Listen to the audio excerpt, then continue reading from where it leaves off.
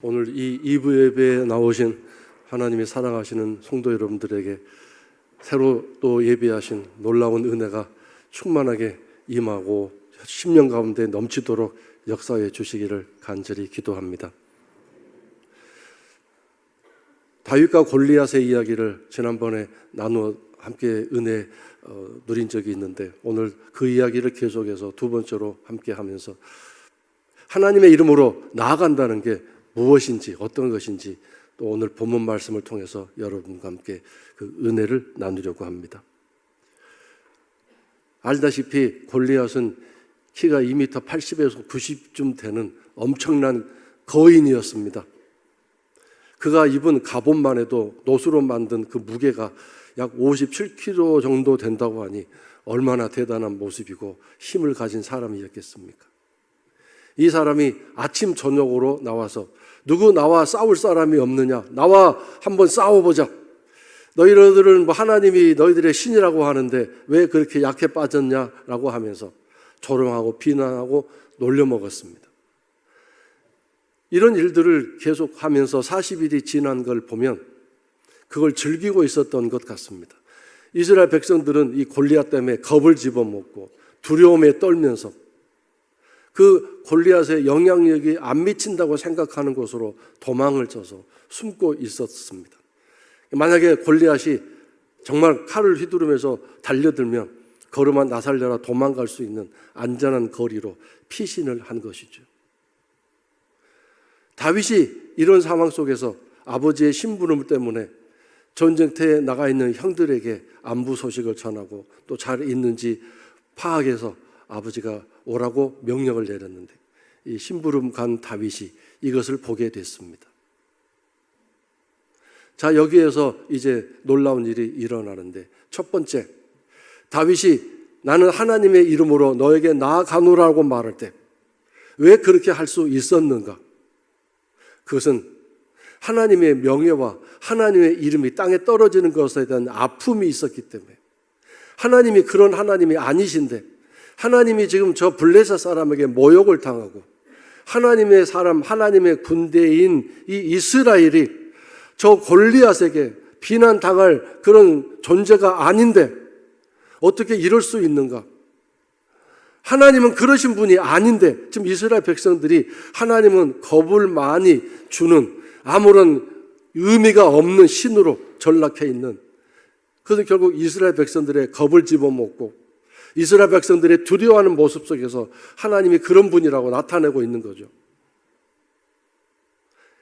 그래서 다윗이 알고 있는 하나님은 그런 분이 아님을, 그런 분이 아닌 것을 그가 알고 있었기 때문에 내가 알고 있는 하나님을 제대로 저 블레셋 사람과 또한 더불어 이스라엘 백성들에게도 알려주어야 되겠다는 그런 생각을 가지고 그가 골리앗 앞에 서게 된 것입니다. 그 어떤 개인적인 유익이나 이익이 아니었습니다. 또는 자기가 가진 어떤 역량이나 능력을 나타나고 과시해 보고자 하는 그런 것도 전혀 없었습니다. 오직 땅에 떨어져서 보잘것없이 짓밟히고 있는 하나님의 명예와 그 하나님의 능력을 자기를 통해서 드러내고 나타내 보이고자 하는 그런 거룩한 소망이 그에게 있었기 때문입니다. 그래서 견딜 수가 없어서 하나님의 명예가 짓밟히는 것에 대해서 견딜 수가 없어서 그렇게 나선 것입니다. 여러분 정말 불신앙적인 이야기가 들려오고 하나님이 안 계신다라는 말소리가 들려올 때 여러분 마음속에 아닌데 하나님은 살아계시는데 하나님은 일하시는 분인데 하나님은 우리의 기도에 응답하시는 분인데 그런 거룩한 분노가 일어나고 어떻게 하면 하나님을, 살아계신 하나님을 나타내고 증명할 수 있을까? 하나님, 저를 사용해서라도 한번 그렇게 일해 주십시오. 제가 그렇게 하나님 살아계심을 나타내고 증명해 보일 수만 있다면 저는 정말 더할 소망이 없겠습니다. 이런 간절함이 우리 마음속에 일어나야 되지 않겠습니까? 결국 이 땅에 하나님의 이름이 능력이 없이 이 세상 사람들 앞에 하나님이 별 존재감이 없이 희박해져가는 이유는 하나님 당신이 그런 분이 아니라 오늘 우리들 때문에 그런 거 아니겠습니까? 하나님을 믿고 예수님을 믿는다는 우리들이 너무도 약하게 살고 부족한 모습으로 살아가고 힘없이 살아가기 때문에 우리가 믿는 하나님이 별 볼 일 없는 하나님으로 세상 앞에 지금 드러내 보여주고 있는 결과가 된 것 아니겠습니까? 이 일에 대해서 이렇게 하면 안 된다는, 이렇게 있어서는 안 된다는 신앙적인 열심과 간절함이 내 마음속에 불타오른다면 우리의 내가 드리는 예배가 달라지고 내가 기도 드리는 그 모습과 시간이 달라지게 될 것 아니겠습니까? 어떠하든지 하나님 살아계심을, 하나님이 능력과 권능이 무한하신 분임을 세상 앞에 드러내고 나타내 보여줄 수 있다면 저를 사용해 주십시오. 제가 무엇을 어떻게 해야 됩니까? 이런 간절한 기도가 나올 수 있지 않겠습니까? 성도 여러분들에게 이런 거룩한 소망이 있게 되기를 주의 이름으로 축원합니다. 다윗이 하나님의 이름으로 나선다고 했을 때 첫 번째가 하나님의 영예, 명예, 하나님의 영광을 세워드리고자 하는 그런 순수한 마음이었고요. 두 번째는 자신감 때문에 그렇게 나설 수 있었습니다. 그가 하나님을 만나고 경험했는데 그가 하나님이 어떠하신 분인가를 알고 있었기 때문입니다. 하나님이 다윗을 얼마나 사랑하시는지, 자기 또한 하나님을 얼마나 사랑하고 있는지, 이런 상호 관계 속에서 자신감이 그에게 늘 충만해 있었던 것이죠. 그가 가진 힘이나 그가 가진 어떤 재능, 그것 때문에 또는 그가 가진 어떤 환경적인 요건 그런 것들 때문에 자신감이 있었던 것이 아니라 하나님 때문에, 하나님 덕분에, 하나님으로 인하여 그에게 자신감이 있었던 것입니다. 그러므로 그가 얼마 지나지 않아서 사울에게 미움과 시기와 질투를 받아서 사울이 그를 죽이려고 달려들고 추격할 때 단 한 번도 잡히지 않고 절망적인 상황에 빠지지 않았던 이유는 하나님이 나를 사랑하신다. 이 상황과 이 현실이 너무도 처참하고 암담하고 상상할 수 없는 어둠 속에 빠져서 내가 지금 절망 속에 내 동댕이 처진 것 같지만 나는 절대로 포기하지 않는다. 나는 절대로 저 사울 왕에게 잡혀서 죽지 않을 것이다. 왜냐하면 하나님이 나를 사랑하신다. 나도 하나님을 사랑한다. 그 사랑에 대한 신뢰, 확신이 있었기 때문에 열심히 도망 다닐 수 있었던 것입니다. 또한 하나님이 그를 그런 신뢰를 보내고 있는 다윗을 끝까지 지켜주실 수 있었던 것입니다. 더군다나 그가 양을 칠 때 그 양을 먹기 위해서 달려드는 어린 새끼들은 걸음걸이가 빠르지 못해서 곧 잡히게 되지 않겠습니까? 엄마 아빠는 나 살려라 도망가고, 그래서 이제 그 양의 새끼들이 사자나 곰에게 잡혀 먹일 순간에 다윗이 달려들어서 그의 수염을 뒤흔들고 입을 찢었다라고 얘기합니다. 사자와 곰과 싸웠던 그 지난날의 경험, 이건 상상할 수 없는 일이죠. 어린 소년이 곰과 사자의 입에서 새끼 양들을 건져냈는데 거기서 그는 깨달은 거죠. 이 모든 힘과 용기는 내 것이 아니라 하나님이 주신 것이다. 그런 신뢰의 관계가 형성되어 있었기 때문에 골리앗이 사자이든 골리앗이 곰으로 보이든 그에게는 더 이상 문제가 되지 않았던 것이죠. 하나님이 나를 대신해서 싸우실 것이라는 그런 담대함이 그 신뢰 관계 속에서 있었던 것입니다. 오늘 우리가 하나님과 관계 속에서 평상적으로 일상적인 삶에서 어떤 관계를 하나님 앞에 가지고 있는가? 하나님이 나를 어떻게 보고 계시고 어떻게 인정하고 있는가? 또한 나는 하나님을 얼마나 알고 있고 어떻게 알고 인정하고 있는가? 이런 여러 가지들이 참으로 중요한 그런 지식이 되고 능력이 될 수 있는 것입니다. 평소에 하나님과 관계가 별로 없는데 위험한 순간에 어떻게 하나님에 대한 신뢰가 생길 수 있겠습니까? 평소에 하나님에 대한 관계가 제대로 되어 있지 않는데 어려운 상황이 벌어졌을 때 어떻게 믿음으로 그 상황을 견디어내고 이겨낼 수 있겠습니까? 우리는 힘들고 어려운 사람, 큰 문제를 닥쳐서 지금 절망 중에 있는 사람들을 만나면 이렇게 이야기합니다. 힘내세요. 힘내세요. 이렇게 화이팅! 이렇게 격려를 합니다. 그런데 생각해 보면 그 사람은 지금 더 이상 쓸만한 힘도 없고 힘도 다 바닥에 나서 더 이상 힘이 없는데 어디서 힘을 내라는 얘기인지 사실 우리들의 위로와 격려가 허공을 치는 헛된 격려 같은 일들이 얼마나 많이 있는가 생각해 봅니다. 그러나 정말로 다윗과 같은 사람이 그런 사람에게 가서 힘내세요라고 말할 때는 그 말의 뜻이 무엇입니까? 하나님이 당신에게 새 힘을 주셔서 이미 바닥난 당신의 힘에 하나님의 힘이 공급되어서 이 상황을 이겨내고 견디어내십시오. 그러면 언젠가 하나님의 때가 오면 이 문제가 하나님 해결해 주시는 기적의 순간이 될 수 있을 것입니다. 오늘 당신의 문제는 하나님이 주시는 그 새 힘을 받아서 오늘 하루를 견디는가 여기에 있습니다. 이런 뜻이죠. 성도 여러분, 하나님에 대한 신뢰는 오늘 우리 일상적인 삶에서 경험되어지는 하나님 그분이십니다. 그리고 하나님이 주시는 새 힘은 오늘 하루를 잘 견딜 수 있는 하나님의 능력이고 은혜입니다. 내일 일은 또 내일 해야 할 필요가 있고 모레는 또 모레 감당해야 할 하나님 은혜가 있는 것이죠. 내가 여호와 이름으로 나간다라는 그 다윗의 이야기는 바로 하나님을 향한 신뢰, 내 안에 있는 믿음이 삶의 현장에서 실제적으로 실천되어질 때 그것을 신뢰라고 말합니다. 하나님에 대한 신뢰가 있었기 때문에 이번에도 하나님이 나와 함께 하실 것이다.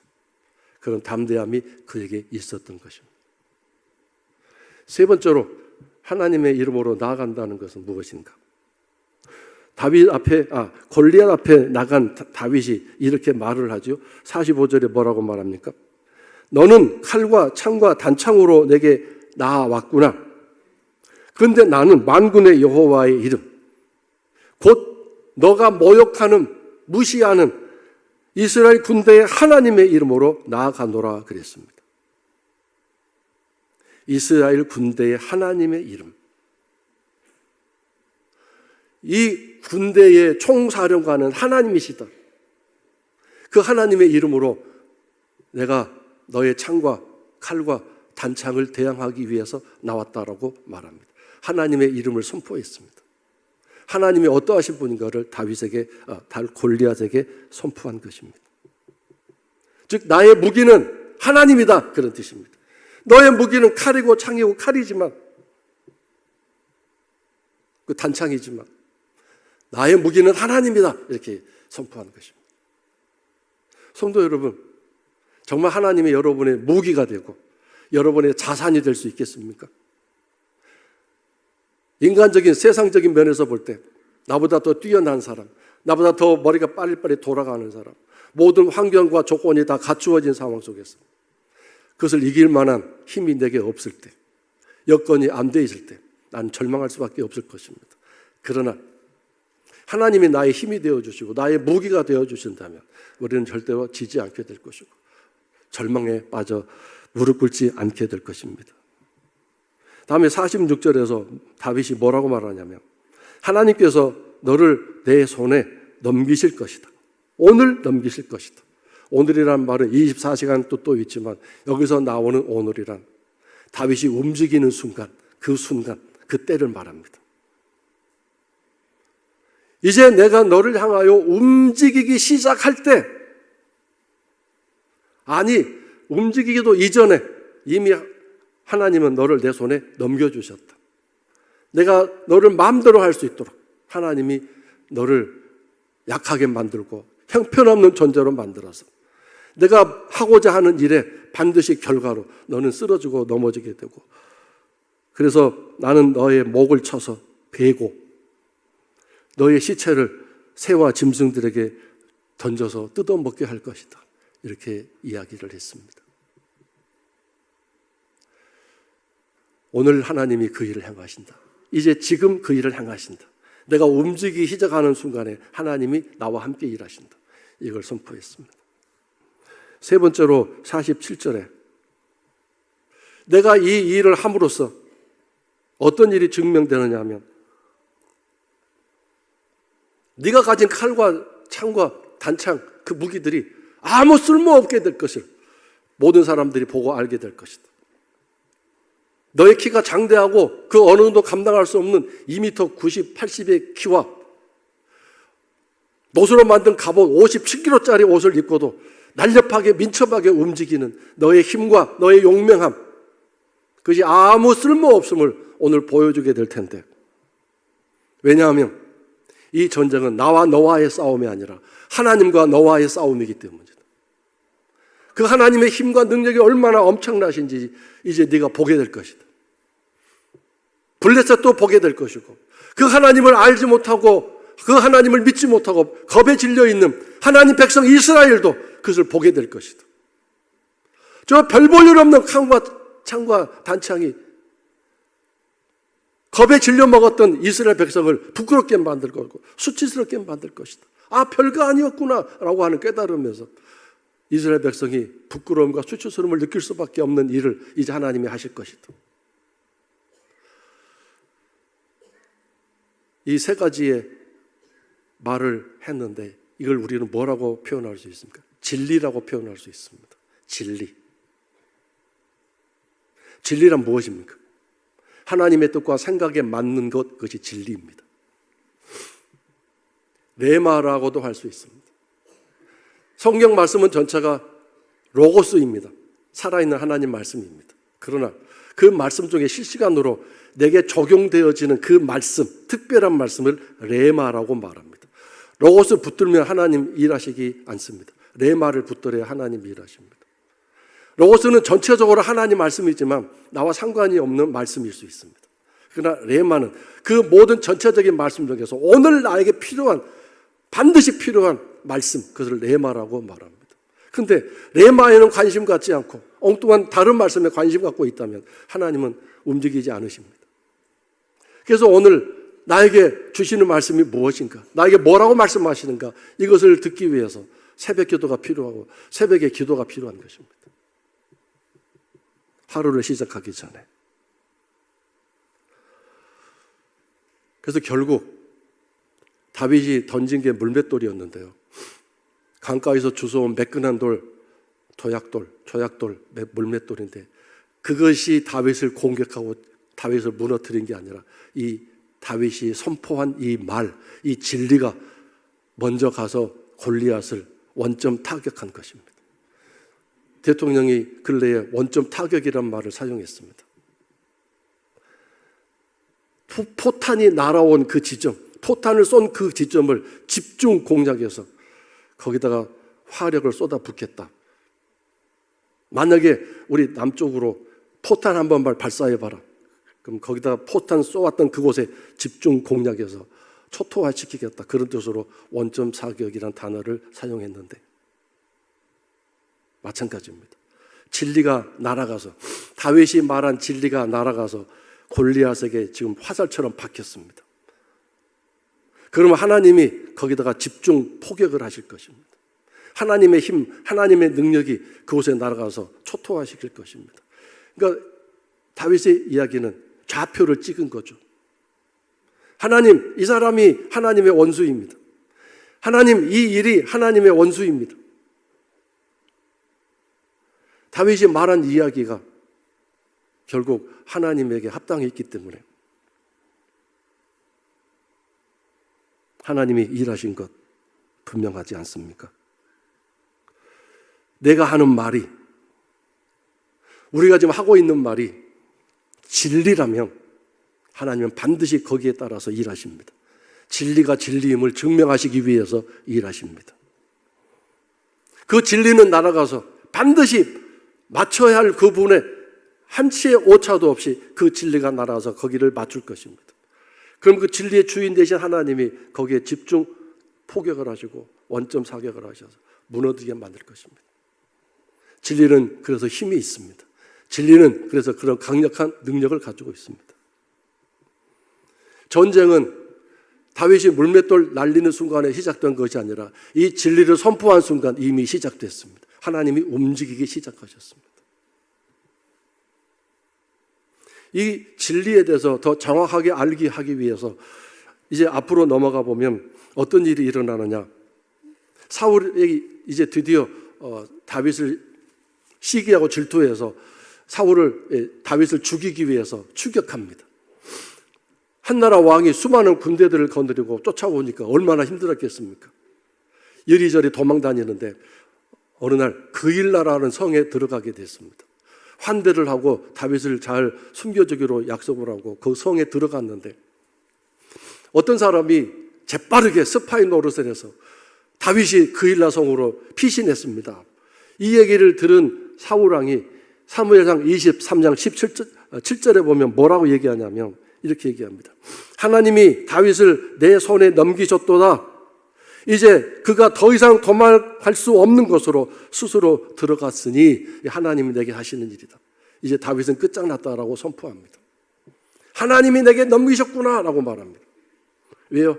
모든 상황과 모든 여건이 자기의 유리한 쪽으로 일이 전개됐기 때문입니다. 그일라는 다른 도시와 달리 다른 마을과 달리 성벽이 아주 높게 쌓아져 있었고 거기 성문이 달려 있었습니다. 그래서 사울이 급히 군대를 동원해서 그 성을 둘러싸고 그 성문을 지키고 있으면 다윗은 절대로 도망갈 수 없는 도관에 갇힌 쥐가 되기 때문입니다. 아, 드디어 하나님이 내게 다윗을 넘기시는구나 선포했습니다. 그러나 그것이 진리가 아닌 까닭이 뭡니까? 하나님이 사울이 한 말 그대로 일하시지 않을 것이 분명하기 때문입니다. 사울의 말대로 하나님은 움직이시지 않고 일하시지 않을 것입니다. 그래서 여러분, 내가 하는 말이 성경에서 따온 말이고 내가 하는 말이 현실적으로 논리적으로 아무리 맞다고 할지라도 하나님이 일해 주시면 진리이지만 하나님이 일해 주시지 않으면 그건 진리가 아닙니다. 시간이 지나고 보면 알 수 있습니다. 그러므로 여러분, 오늘 내가 말하고 또 이야기하는 모든 것들이 하나님 생각에 맞고 하나님 마음에 맞는 말들을 한다면 그 진리는 언제나 열매를 맺게 되고 100배의 결실을 맺는 기적의 삶이 이루어지게 될 것입니다. 얼마나 기가 막힌 이야기입니까? 사울이 감히 하나님의 이름을 거론하고 다윗을 자기에게 넘겨주었다. 하나님이 내게 넘겨주었다라고 그렇게 자신만만하게 이야기하는 모습이 얼마나 가당치 않습니까? 그러니까 사울 입장에서는 그렇게 생각한 거죠. 그러나 하나님은 다윗의 편이었지 사울의 편이 아니었습니다. 왜요? 평소의 삶에서 다윗은 진리와 함께 사는 사람이었기 때문입니다.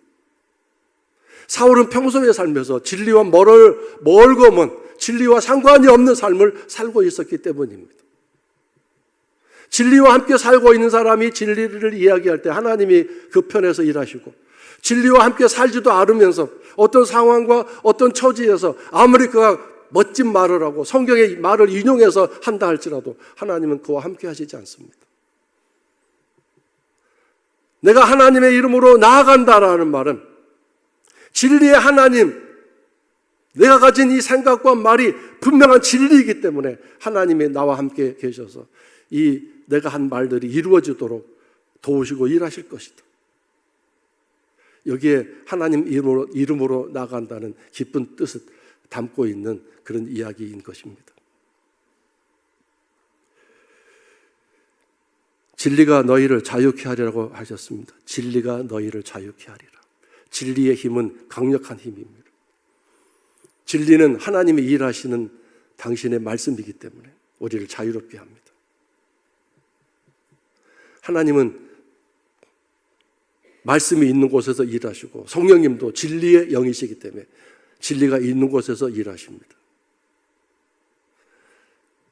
성령님은 진리의 영이신데 진리를 위해서 일하시고 진리와 함께 일하시고 진리 안에서 일하십니다.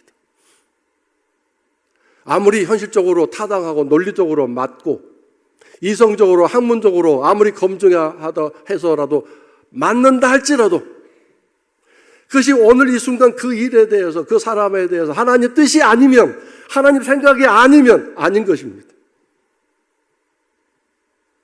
또한 아무리 생각해도 이건 현실적으로 맞지 않고 논리적으로 맞지 않고 이성적으로 맞지 않는다 할지라도 그 일이 그 사람이 하나님 뜻에 합당하다면 그것은 진리인 것입니다. 이런 진리를 분별하는 능력이 우리들에게 필요한 것입니다. 그것이 바로 성령님이 하시는 일이고 진리로 이끌어 가시는 성령님께서 우리에게 주고자 하시는 강력한 은혜인 것입니다.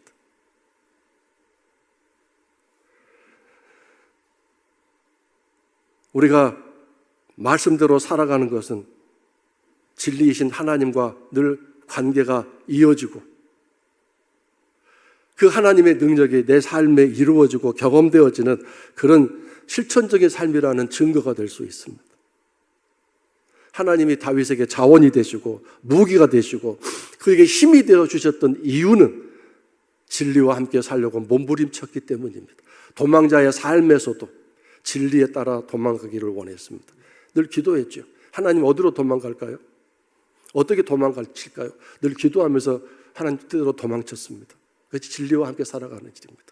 물론 너무 다급할 때, 너무 위급할 때 블레셋으로 하나님께 묻지도 않고 갔다가 큰 곤욕을 치른 적이 있습니다. 그러나 그곳에 가서도 하나님 제가 잘못했어요. 이제 이 블레셋에서 빠져나가야 될 텐데 어떻게 하면 돼요? 라고 하나님께 기도했을 때 하나님 방법을 가르쳐 주셨죠. 그러니까 모든 일, 모든 배사에 하나님 뜻대로 하는 것, 이것이 진리와 함께 사는 사람입니다. 성경 말씀 인용하고 성경 말씀을 아무리 부르짖고 말한다 할지라도 그가 평소에 하나님 진리로 살지 않았다면 그건 진리의 삶이 될 수 없는 것입니다. 더욱이나 힘들고 어려울 때 더 신경을 써서 진리를 따라가고 진리와 함께 살려고 애를 쓰시고 그 진리에 따라 감정이나 기분이 통제되고 조절될 수 있도록 하시기 바랍니다. 삶이 힘들고 어려우면 어려울수록 내가 더 정신을 차리고 진리를 붙들고 살아야 합니다. 그래야만 그 진리의 주인이신 하나님이 나 힘들고 어려운 순간에 오셔서 일하실 것 아니겠습니까?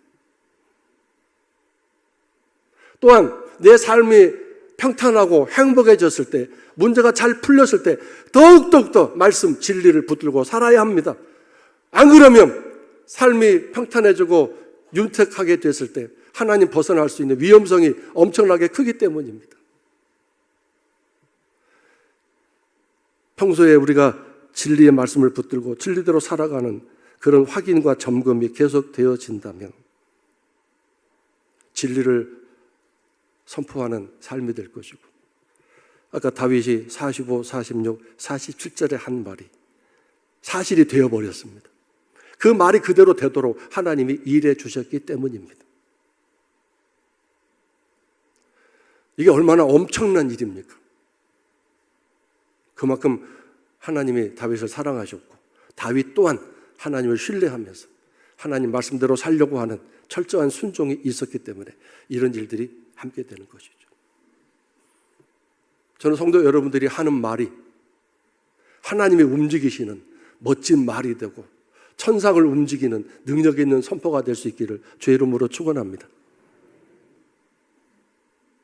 여러분의 말 한마디가, 여러분의 기도 한마디가 하나님이 움직이시는 그런 말이 될 수 있도록 진리를 따라 살아가고 진리와 함께 살아가는 성도가 되시기를 주의 이름으로 축원합니다.